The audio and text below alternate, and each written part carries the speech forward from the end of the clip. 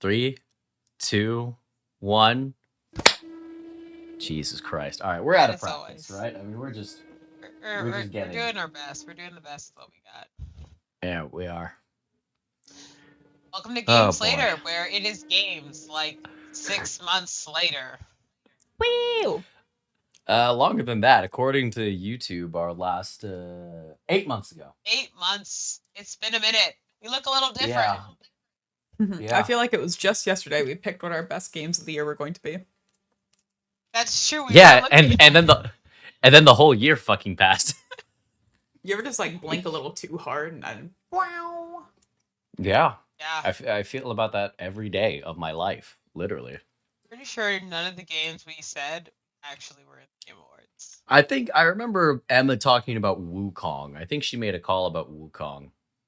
Or no, was that just in the interim that you started talking about Wukong? I actually don't think the words Wukong have ever left my mouth unless I was referencing League of Legends. Fair. Potentially. I should stop eating these peanuts right now. We're fucking. Yeah. Okay. Last minute crunch. Okay. All right. Last.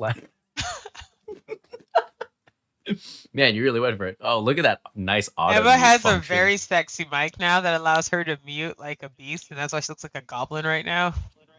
Even worse is I actually didn't mute that one, but a little bit of it got picked up. I heard a little bit of it. Yeah, I heard a little bit. Just a little. No one will know. No one will know. Obviously. Did we lose him? I can't tell if he's just holding his position really, really well, or if we actually did lose him. I'm actually quite impressed. If this is like a bit, one of the best bits I've seen in a long time. Technical difficulties. I haven't seen you in a long time. So, do we want to it's been a hot minute, but do we want to do the elevator? Yeah. The elevator intro? Yeah. I thought you did it again. I legit thought he did it again. I was like, stop it. Thinking, welcome to Games Later, where technical difficulties won't get the better of us. Until they do. Oh my god. Welcome to Games Later, where whenever something goes awry, it gives me enough time to launch a game.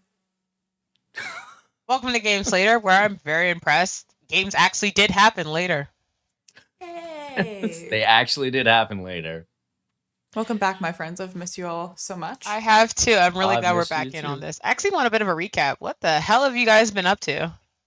Well, like Emma, you looked a little different the last time I saw you. Oh my gosh, yes. Well, I moved, and it just says something to you. Yeah, tell me about it. True. Actually, Jaime, you were in another location. Both of you were in different locations. Yeah. Yeah, I'm the only one who hasn't changed my hair color, though, to cope with life. So okay, let me have my mental breakdowns, all right?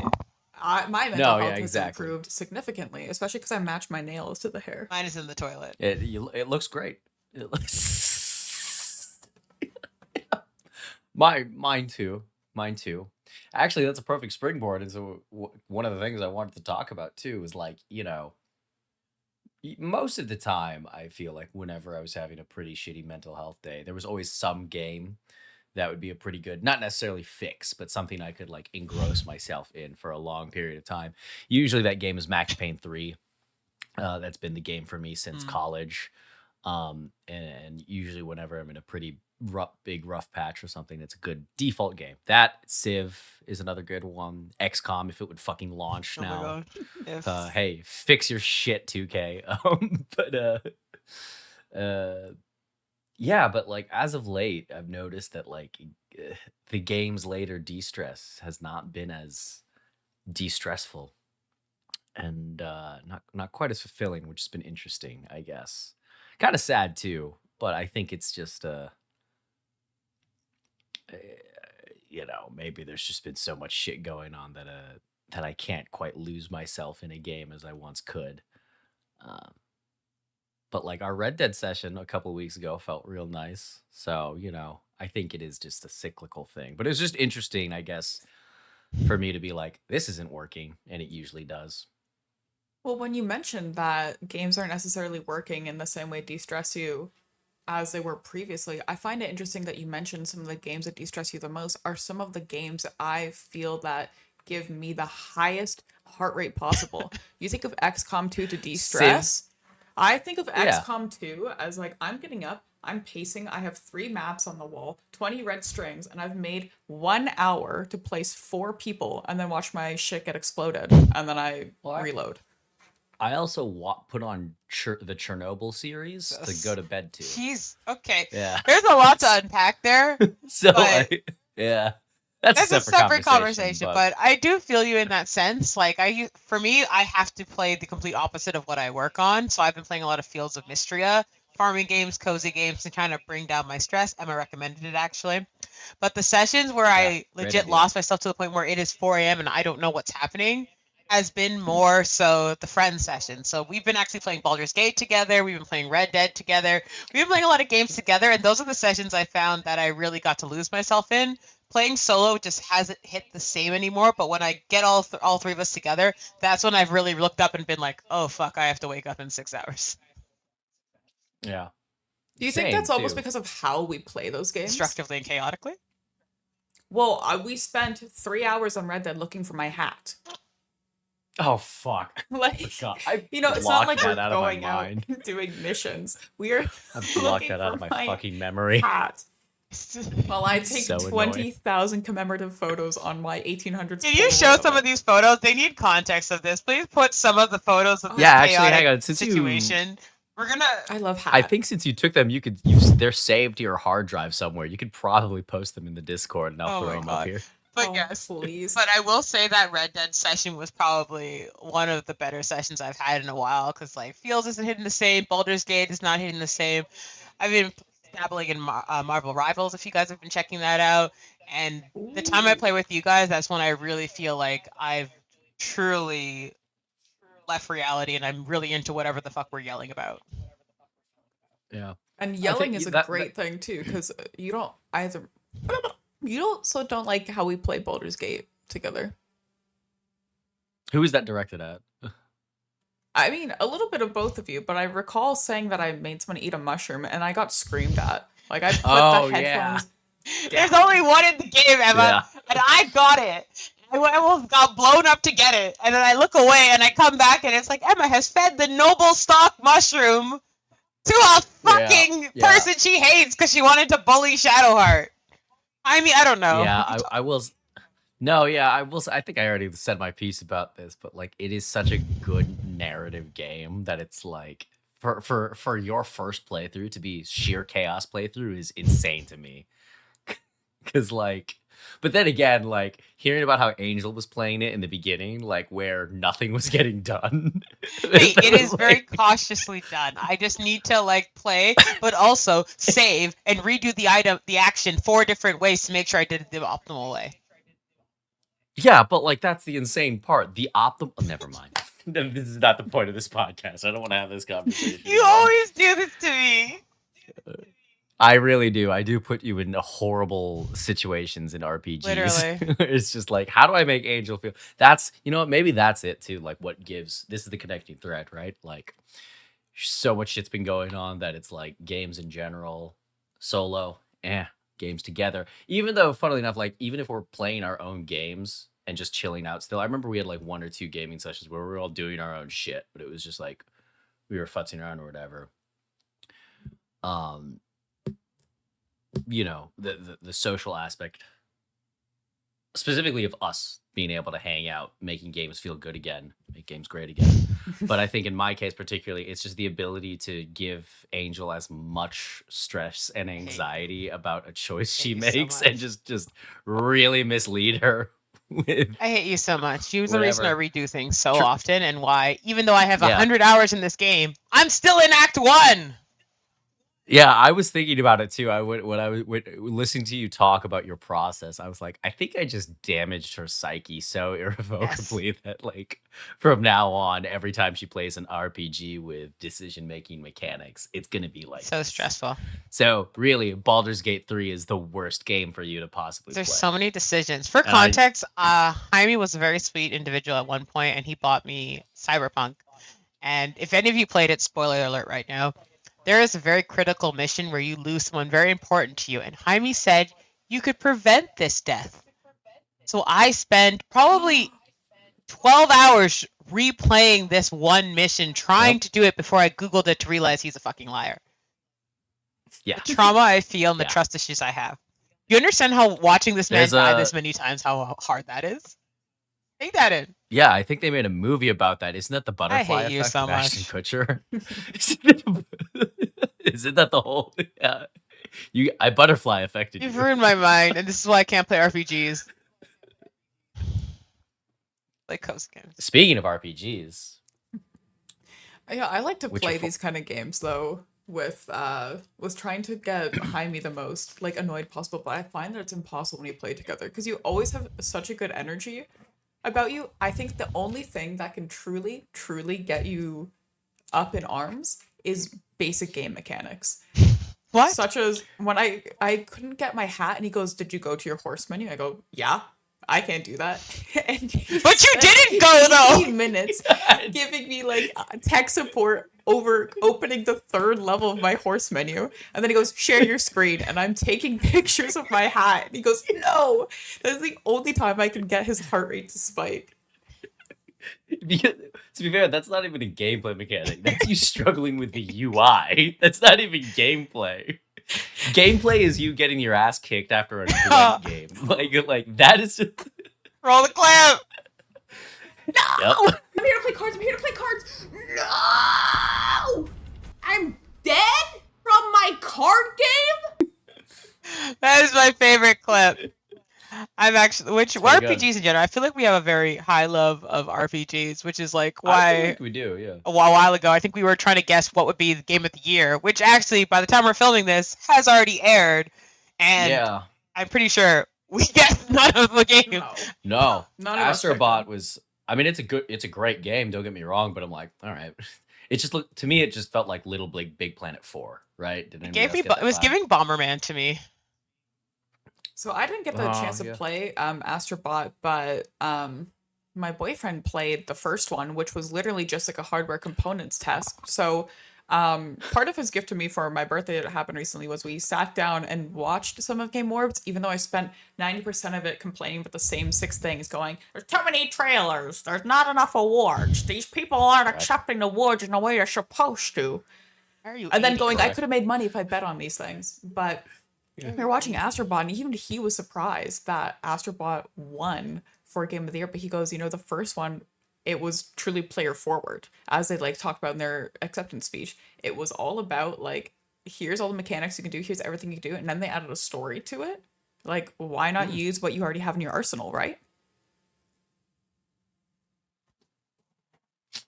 I don't know. I mean, like, wow, the crowd goes so mild.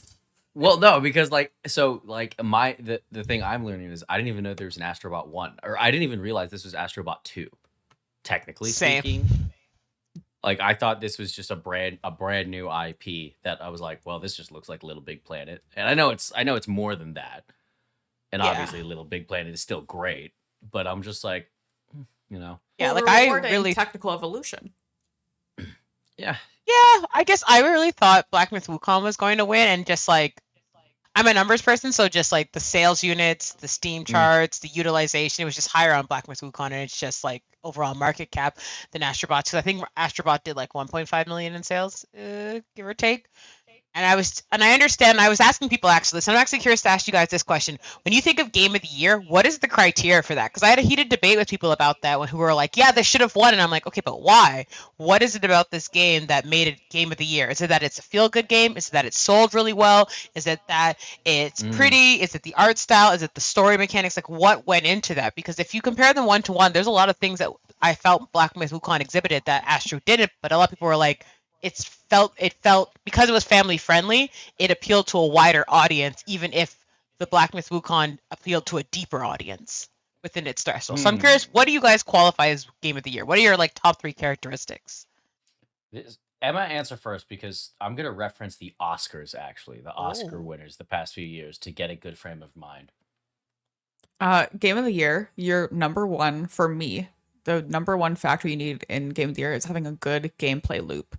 If I want to come back and keep playing that same thing over again, whether it's as complicated as going through the entire story of Witcher and doing different quests, or as simple as playing Balattro's roguelike deck builder, where I just keep getting new jokers and I try to make the best poker hands possible. The gameplay loop has to be interesting. Below that, there's not much else that I put like to the same level as importance on there. So while I'm someone who's very shallow in the way that I love how a game looks, I wouldn't say a game deserves to be game of the year just because it was the most beautiful. I would say that's a contributing factor. If it won, I would say, well, of course, look how great it looks. Or if the orchestra was amazing and like the soundtrack was really good, I was like, yeah, like this score really deserves, that recognition. But if it only had one or the other, but not that core gameplay loop, I wouldn't be as impressed. And now, I don't know if I should classify this as a thing, but I actually think your initial launch should also be kind of factored into it. So if like an Assassin's Creed Unity that had like such a terrible launch, and as a game that traditionally they release around like November-ish, right before the Game Awards, if you launch that game, it was like a terrible launch, but you like rushed out to just get there. You didn't focus that player experience. And maybe like the game is good, but you have so many bugs to get through that my first update is 40 gigabytes. That's actually going to deteriorate and like take that away from me. Not to say, our child Cyberpunk, not to say that that didn't come back. And didn't that actually, correct me if I'm wrong, didn't that win a GOTY? I think it won like a labor of love award. Okay, on Something Steam. like that, or But that didn't I win like a GOTY. Like I feel like had No. Cyberpunk released with like really warm reception immediately, didn't have the gameplay issues, didn't have the bug issues that it had, I feel like that could have won. So I think it's like technical, like gameplay, and then like technicality, and then below that, everything else kind of like falls into place as additives. Fair. Yeah, actually, I'm gonna. This just shows how much of a better gamer Emma is than me. I really didn't even think of gameplay loop, but that's like the whole basis of video games, as their own medium. So yeah, I think I'm gonna have to go. I agree with Emma. I think gameplay loop is paramount. But then I think too, like, I was referencing Oscars just to see if like I could just see like a pattern in like maybe thematically what I don't know, like what movies win best pictures or whatever. So maybe I think it'd be that for me after like sales, art style, score is all tertiary, I'd say after. So it's like gameplay loop, then kind of just like the theme's not even the right word, but just the experience you have moving through that world. Like atmosphere? And obviously kind of, yeah.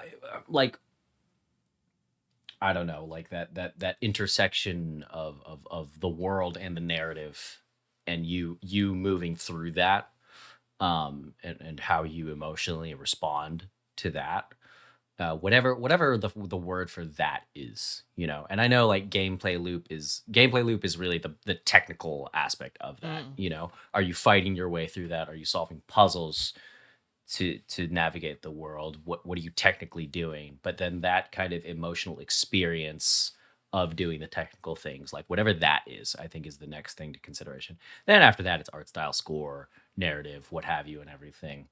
But I think the nitty grittier stuff like sales and even like I don't know however big the launch is. Like I want to argue with you on that, Emma, but like you are really right, because it's like, especially if the Game of the Year award is just for a year, it's like, do you really deserve Game of the Year award if you're going to be the best game ever in a year and a half's time? Like probably not, So It's fair, because and that was what I was struggling with, because like when I was taking it both, I was really shocked because I was looking at brilliant sales, like 18 million for Black Myth, 1.5 for Astro, but I wonder how big of a impact do you think nostalgia comes to play? Because Astro Boy kind of goes back to like a relic of early game era. Like we don't see that style of gaming anymore. That's like old school. I don't even know if that'll bring back a lot of the old styles that we used to see, like Crash Bandicoot, that kind of level styling. Do you think that nostalgia hit harder? Do you think the breadth of the audience was important, or just the fact that these are corporate overlords, just that we don't even know what goes into this shit anymore? It's funny that you mentioned Crash Bandicoot and kind of like that 3D platform gaming that we really saw peak in the Nintendo 64 era. I actually Mm. feel that there's been such a lack of like a good 3D platformer in such a long time that it was less about Mhm. hitting for nostalgia, but more seeing an opening in a market. You know, you see like there hasn't been really anything that I'm thinking what like in the past 5 years, very quickly, this is a question to both of you, very quickly in the past 5 years, name a really good action 3D platformer. Go. Pumpkin Jack. 2016. Oh my Jesus. god, really? How It's do that you old? know that? I was trying to 100% that recently. Wait, hold on. Let me double check. You're Yeah, wait, actually hang on. Yeah, yeah. wild to me Wait, sometimes. Emma's the most gamer out of all of us. Honestly, yeah. It's No, actually I'm a wild liar. to me how quick she is on some of that shit. She is Sorry, the I most lied. I gamer out lied. of So all I of should have us. fact She's checked. so quick with that. Sorry, it was 2020. So still 5 years. Sure. So right in the okay. cusp of 5 years. Yeah, yeah. But to be fair, I mean, like, and this is a little bit hypocritical, I guess, because like that wasn't really like that didn't really blow anyone away like Spyro, like Crash did. You know, Wasn't all of those generational. games. Yeah, I feel like we still see remakes. Spyro, of Crash, like Naughty Dog was legendary for that, but like And there's a reason that they're remakes. Yeah. You know, not like you could argue that the ukulele game, which is super cute, but like, it is it is Banjo Kazooie. Oh yeah, ukulele. I don't know why, Mhm. but literally I was imagining like a ukulele game, and I mentally know, I was yeah. like, I don't know how this relates, But that was, but like, but that was, well, yeah, but like, I mean, Banjo Kazooie, Yuka, and Lele. It's a lizard with another small. okay, now lizard or that whatever, game and came out earlier. So that game came out in Okay. 2017. all right, yeah. Well, and then Ukulele 2, I think, came out in like 2020, 2021. But It's a it's really neither here quick nor there, follow-up but, like, question, actually. Sorry to cut you off, as is my right as a woman. But mhm. would you have even thought of Pumpkin Jack had I not played it like a month ago? It's been on my wish list for a while, and then I do Oh. remember, I do remember you. I noticed when you were playing it, it was like, oh hey, let me see if I'll finally pull the trigger on Pumpkin Jack. But to answer your question, Angel, I think the conversation Em and I just had is really indicative of your point. Like, it's been a while since there's been a 3D platformer to really capture the imagination of people like that. And I really do think it is just a bygone era. And I think part of it too is because like we're getting a lot of good 3D platforms as just like mobile games that like kids are now playing, and they're like a dime a dozen at this point. I honestly can't think of one right now, but just like because that, which is a weak argument, but whatever. But like I remember you're talking about the nostalgia factor. Mm. I remember like being able to sit down in front of my like friend's PlayStation 1 and then pop in Spyro and then be like, whoa, this is amazing, or Crash Bandicoot or what have you or whatever. And it was crazy because like there were no other games like it. Now there's so many 3D platformers that kids are just getting on like their iPads or whatever. And it's not to say that they're not of good quality, but going back to gameplay loops and aesthetics, honestly, at this point, or like how you move through a world, right?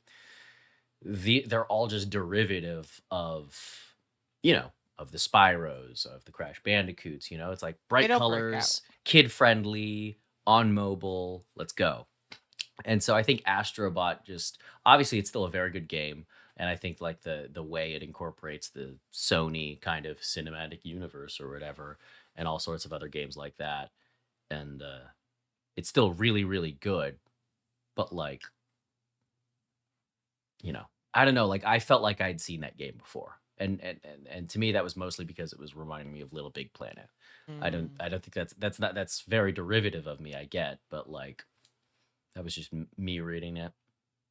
No, fair. And I think that's why I'm like, it felt familiar to me, and that's kind of why I think for me I was surprised. Also, just like, and this could be just like personal bias in all of this, putting out there. Astro felt like something that was very North American, whereas like Black Myth I feel like is very like Asian, very like Eastern markets and whatnot. And I think even won the People's Choice Award. So it felt like almost like Black Myth Wukong spoke to like the players, whereas like Astrobot spoke to like influencers and like and Parents media buying and games for parents. their Yeah, it kids. was very like corporate versus player is what I felt with that, and that like time tail thing of like, this is what the players want, this is what the media thinks they want. And I think that's why I'm like, it felt familiar to me, and that's kind of why I think for me I was surprised. Also, just like, and this could be just like personal bias in all of this, putting out there. Astro felt like something that was very North American, whereas like Black Myth I feel like is very like Asian, very like Eastern markets and whatnot. And I think even won the People's Choice Award. So it felt like almost like Black Myth Wukong spoke to like influencers and like and media and parents buying games for their kids. And I feel like you could see that in the sales, and it almost felt like this is the corporate vision of what we believe you want versus this is what players actually want. Because there's like, you can go on Reddit and there's so much debate over why did Black Myth lose, because it was like so regaled for it. And it's like, it kind of goes to that constant back and forth where it's like, this is what companies think players want versus what they actually want, and that disconnect. Like for example, I'm sure you all saw what happened with Concord a little while ago. Which just speaks to like the disconnect between what companies think players want, because Sony's a huge company. They have the resources to build a kick-ass game. But a million focus groups. A million. But it's so crazy to me that no matter how big you are, you can still miss the mark on what players really want. And there's just something breaking down in the translation between what we think players want and what we want as players versus what we're getting from gaming companies. Yeah. I mean, it's private equity to again be derivative, but no, it's very interesting because you were talking about like what player want and audience. I'm thinking, I mean, we all remember like Baldur's Gate swept last year, and I think at this point it's achieved this like mythical status already of appealing both to hardcore gamers and then companies, but like, I mean, we saw, I can't believe I'm blanking on the man's name, but Sven. Sven, yeah, has been a very. Is it actually Sven? I think it's think either right. Sven or Right, Swen. yeah. Fact check me right here. Yeah, But I want you to know, Larian. Jaime, just a really quick sidebar. You messaged our chat and you said, who's watching the Game Awards? And that's when I tuned in, and that's when I lost 2 hours of my life to find out that y'all weren't even live reacting. You guys were not responding to my Discord messages. No. I started my Blue Sky account and started live Blue Skying about it because I was like, I need someone else to talk with about this. Meanwhile, your two cohorts were we were not paying attention at all. I forget what I was doing on Thursday. Let me go check what that was. I was not home. I checked afterwards when I got home. I did the highlight and I rewatched it. I could not watch it live. I was not home. I watched it live. Yeah, no. I'm very sad. One year we should go. I hope one year it's in the cards. I want to be right No, we'll behind go. the developer that cries when they don't win, Goaty. Yeah. So sad. I want you guys to get invited, and I want me to get stopped by security at the door. Why? I think that would be way funnier. I feel like you've lived that moment already. Not with the Game Awards. Not with the Game Awards, but definitely in other events. I know you've been stopped by security while our friends got in. I'm very certain of that. Very certain of that. We'll take that story offline. Yeah. I don't know why you're going to relive that, but sure. Yeah, no. I think it'd be way funnier if you two got in, because I don't know. I'm not sold on the Game Awards just in general. But yes, Sven Vinke, CEO of Larian Studios, but he had a lot of stage time and just talked about, just like all the trouble going on in the industry and how it really does just come down to treating your developers right and treating your players right and everything, and that's really it. Where was I going with this point? But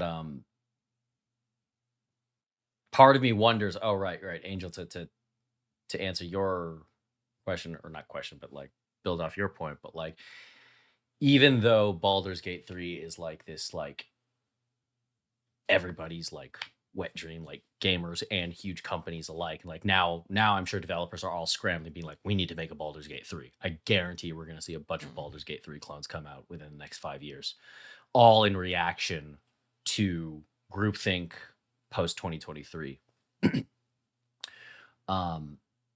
But like, I wonder then if Astro Bot is like this Sony, still a very good game, a very successful game, but this Sony kind of like Frankenstein game put together and everything, if that's a reaction to maybe people in positions of power bitching about like, well, how come like, our kind of think tank game didn't get any recognition or whatever, in 2023, how come Baldur's Gate 3 swept everything so much, because is it technically, and this is, there's going to be some arguing here, but is Baldur's Gate 3 technically, it's probably not an indie game, right? I knew where you were going with this.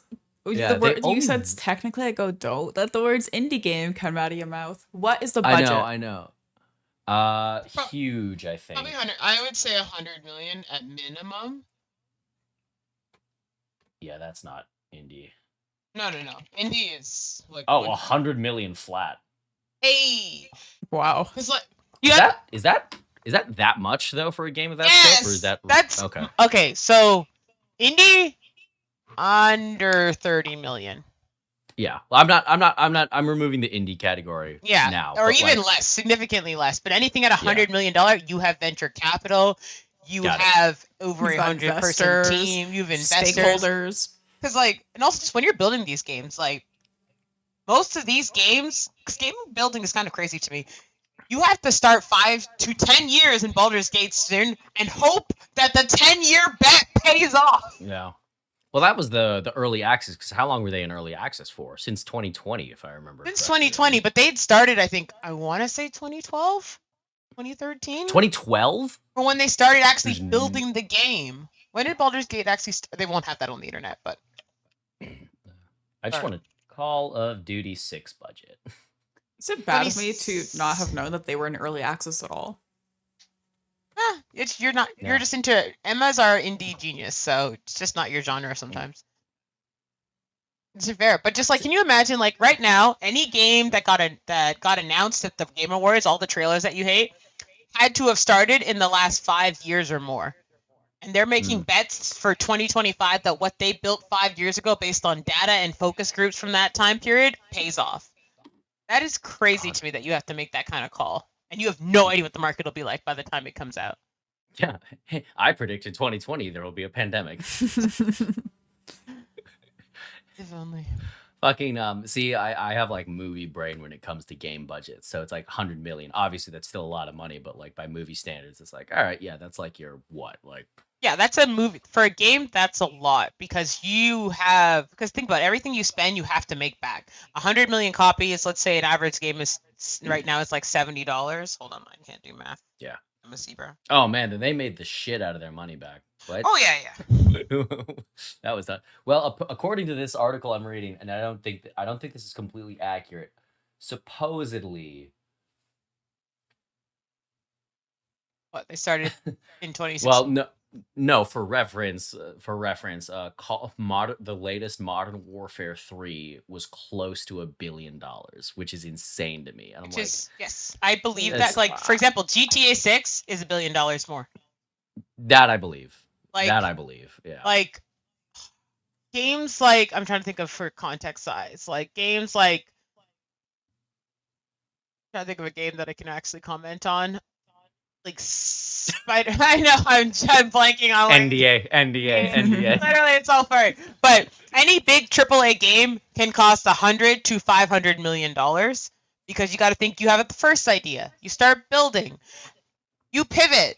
You have setbacks. You have delays. You have people leaving the studio. You have huge changes. You fail test groups, and that prolongs it. Like the average burn on of a studio could be like $1 million a month per studio on the project. And if a game's going for like 5 to 10 years, like, I can't do math.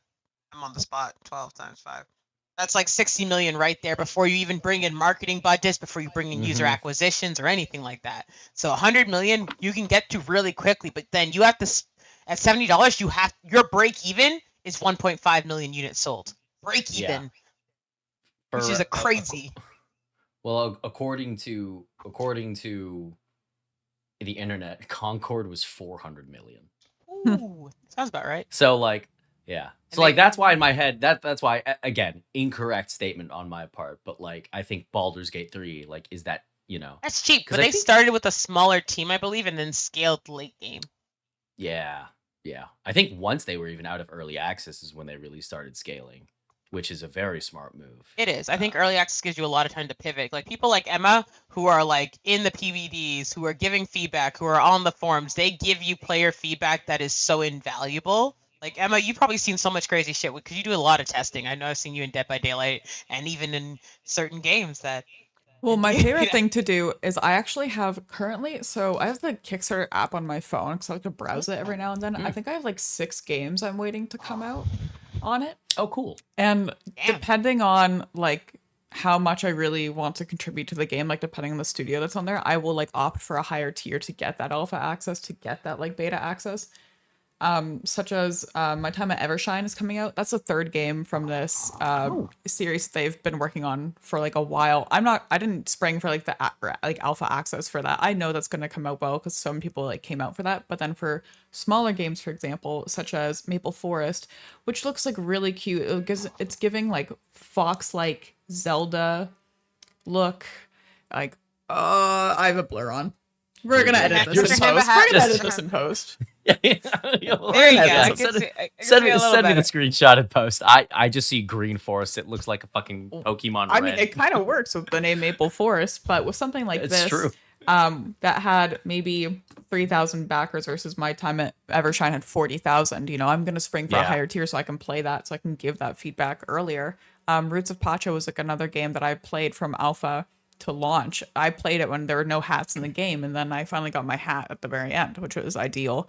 But there was bugs and there were things that people suggested, and I learned how to write those bug reports. I said, spoke to blacksmith, could not move all day. You know, oh god, is that a real bug report you wrote? That was a real bug report I wrote, and I had just picked up my obsidian axe, and I lost all day, and I was watching the time go by. I was watching my wife, who was going to give a piece of garlic to, well, she's not my wife yet, but she will be, and I was going to give her a piece of garlic, and she like walked on by, and then I died, and then I woke up somehow in the same spot. I was like, no, I had to re-lose all my progress and do this all over again. What's that one? Have you guys seen that picture going around? It's like from an old like courtship book from like the 1800s. It's like to fascinate a woman, give her cheese. In Emma's case, it's to fascinate a woman, give her garlic. I love a garlic girly. This is true. The way to Emma's heart is guac and chips, just in case anybody wants to. Well, I mean, yeah, I think that was pretty apparent. Yeah, I'm not sponsored, so I won't show my chips, but fair enough. Fair enough. That should our first sponsor be a chip company? Gamer Chips. Gamer chips. Everyone's got gamer cheese, but gamers want a snack. We're not getting up for hours. We need sustenance. Put some protein in that. I want a snack that I can pick up with my snack tools, so I don't get my fingers dirty. So I can. I'm sorry. What the fuck am I looking at? These are my snack tools. So your what? My snack tools. So when I have like chips that have like a residue on it, instead of like touching it with my fingers and then touching my keyboard and being gross, I like use this so I can pick it up.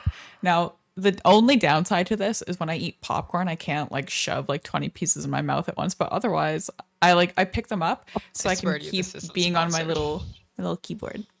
I swear to you guys, this isn't sponsored. She literally just owns this. I don't even know where. Yeah, she got I have this. 4, and I have 2 at work, and I have 2 at home. I'm sorry. You have more than one. Okay, see, this is the IRL equivalent of you not being able to figure out the fucking horse menu. What do you mean have 4 I can't of those figure it things. out? I've over figured it out. Are you kidding me? I've game of the year to this fucking chip business. Are you joking? Like, I don't have any residue. Your goddamn hands like a chips. fucking normal human. Because then, look at this. All right, look at this. Emma. I can touch this into my mouth. And I can use my little mouse. I mean, not on that was a bad example. Cut that out. How Fix it in the post. fuck have you on camera in this podcast made fun of me for not being cool enough to go to parties when you're doing shit like this? Because I can still shake someone's hand after having a delicious chip snack. You look like a stupid Dr. Octopus. You look like Dr. Baby Squid. You look like Doc Ock's lab assistant that was too dumb to contribute to like the project that he was making. And you're like, look, Dr. Octavius, I made this. Oh yeah, I bet you. Show me your fucking fingers right now. Show me your fucking index and thumb, and I will point out the Cheeto dust that you still have from 7 years ago. That's ingrained in your skin. Your little Dorito mouth. You got like your little. Like, how long have you been living your life like this? In luxury? Thank you for asking. That's what we're calling it. Mm-hmm. That's okay. I'm just better. It goes horribly with your nails. Your nails look so nice. And then there's that like bullshit fake adamantium like X-weapon claw you got. It's so rude because my fingers are immaculate. Especially that was a big rule too because of my nails. I didn't want them to get icky like underneath. So they're all clean. My natural nail is all clean underneath because of my little prongs. I'll give you that. I think Oh you my need to send Jaime fucking one. God. I think Jaime needs to try this out. It's really I'm villainous. actually, if you send those to me, I will be To be using honest, them You incessantly. made fun of my little stick figures. This is what you made me feel. The hell is Good. that? It's A cat? it's a really ugly cat that I was obsessed with. Oh my God. You just have What is that it? ready. Is it butter on the Yeah, cat? wait, what's it on? No, I think it might be butter. I don't know. I just saw it was so ugly. I was like, I want Where it. are they buttering the cat? I can't answer any more questions at this time. My For NDAs, lunch, yeah. you know. Yeah. Are you gonna pick up the butter with those things? What else can you pick up with that, Emma? Friends, women. I can do a lot. I would Yeah. love to watch you pick up a You woman tried like that?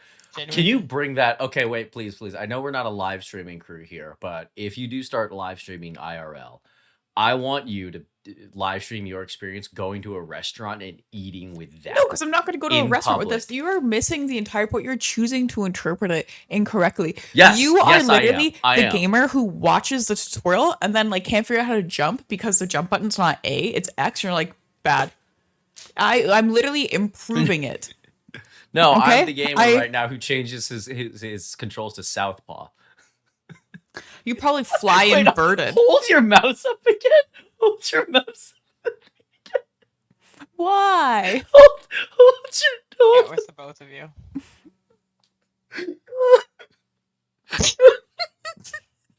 What's wrong with it? Nothing. So I can have my little chip and then go Nothing. right back to work. I'm so productive. Nothing, sweetie. You know what? You're beautiful. You're special. Yeah. You're so beautiful. Your hair looks great, Emma. Bro, you're making me the sad buttercat right now. Aww, no buttercat. No buttercat. Speaking of things that destroy us, I saw So a long time ago, for context of the situation, we played a game called For the King. Oh yeah. And without spoiling anything, I'm pretty sure it devastated us to the point where we never played the game again. Like we can never play. Yeah, the we game. actually haven't. We haven't played. You're right. I thought We I didn't even realize uninstalled that. that after. We said we're done. And to be context, the last time we uninstalled the game because it affected us so traumatically was when we played GTA 5 and it nearly ended our friendship. It was the KO Preco mission, and we could not escape. Okay, what I'll Could say not do in it. difference though between For the King and GTA 5, we thought we would play GTA 5 again. When For the King ended, we all looked at each other, we Yeah. signed off, and then we fucking uninstalled Yeah. it. We said there's It was nothing a pretty else for us. definitive. Yeah.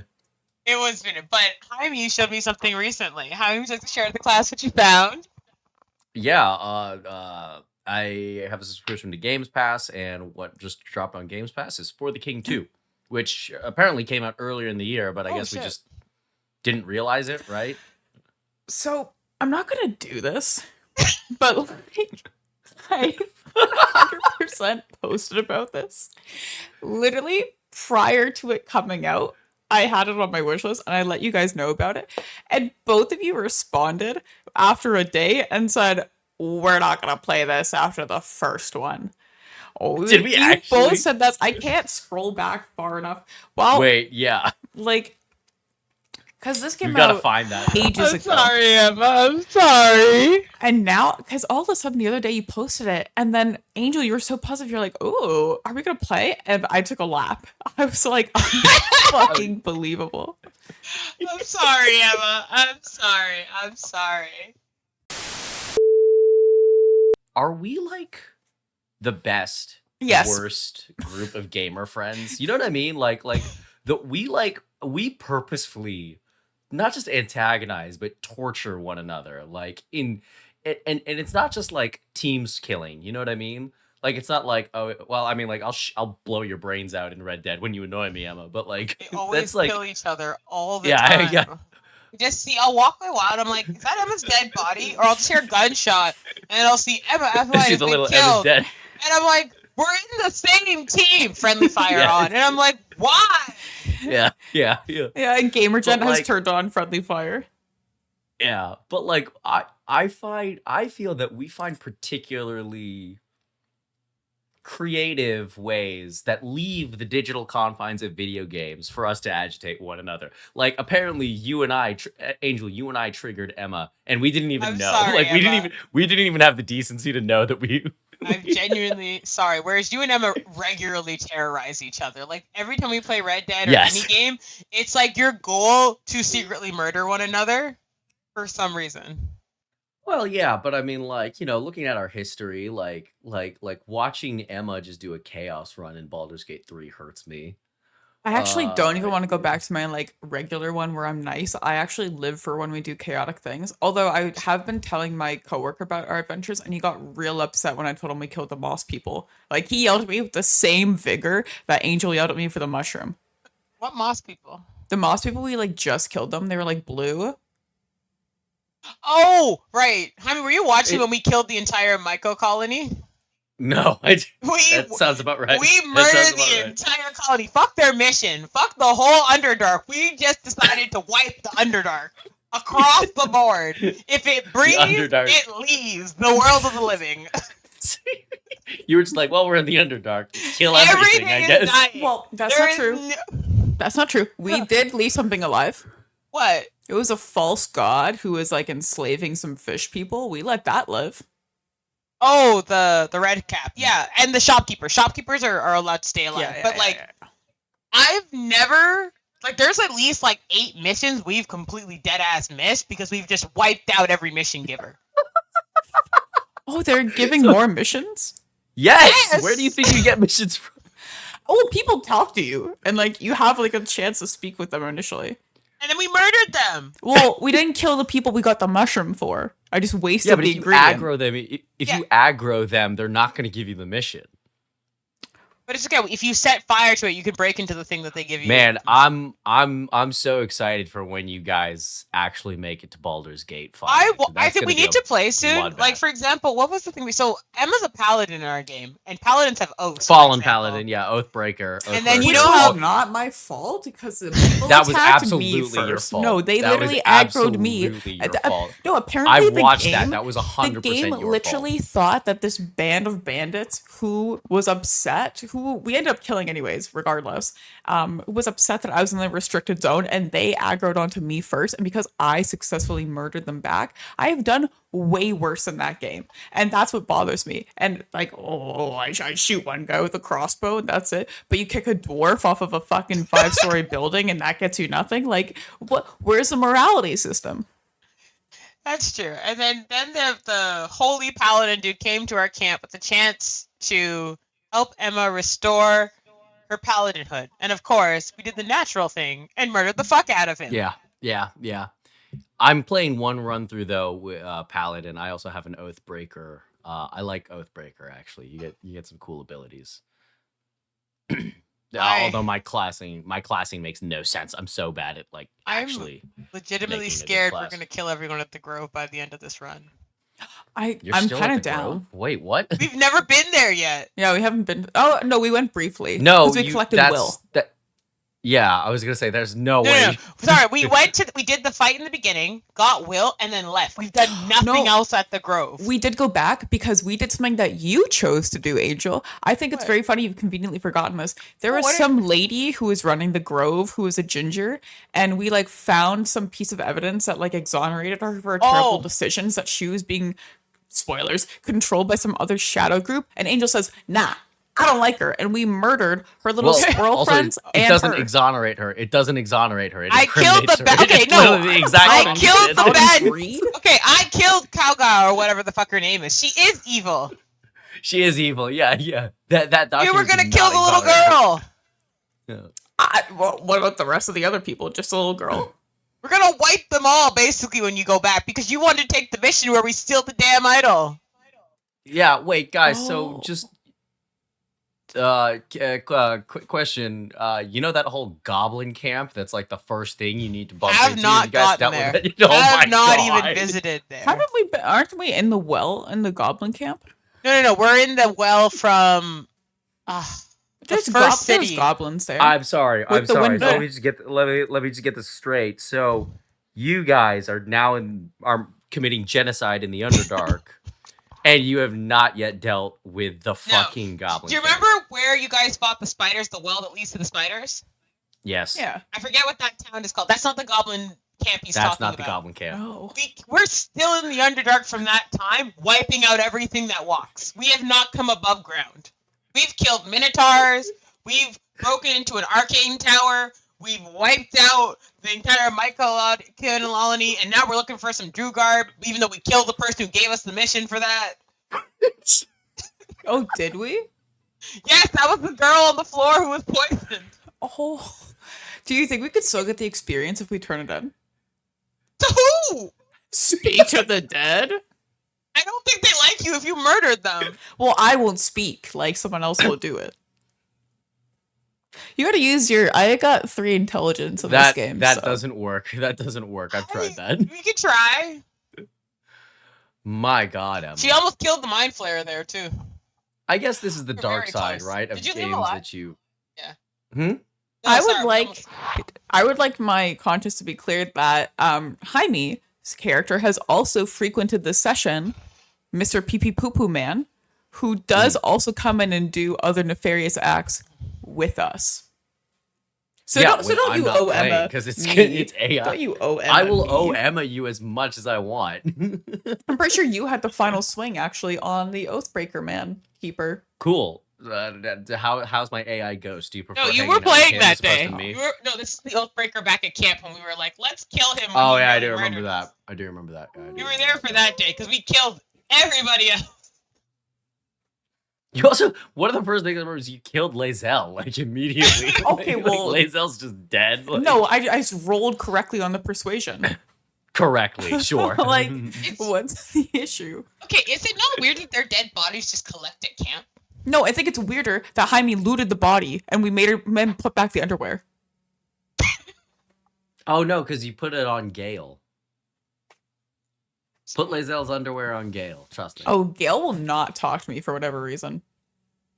I wonder why. Maybe it's because of all the genocide you've been committing. Okay, well, No, he Mushroom doesn't care Eater about that, Shadowheart because she won't does. give him magic items. Oh, right. Is this Emma? It looks frozen. No. Oh yeah, she's frozen for me too. No. Another technical difficulties, Mark. Ah. Well, we are at the 53 meat mark, so this might be a good spot to be like, No, we have to wrap it up. blue We can't- screen! We should. No, we can't end it on a Baldur's Gate 3 tangent. Yeah. How do we normally end these things? Blue screen! Well, no, I know that, but like, isn't there another? That would be really funny. Literally, that's how we end it. You're actually Blue right. screen! You're actually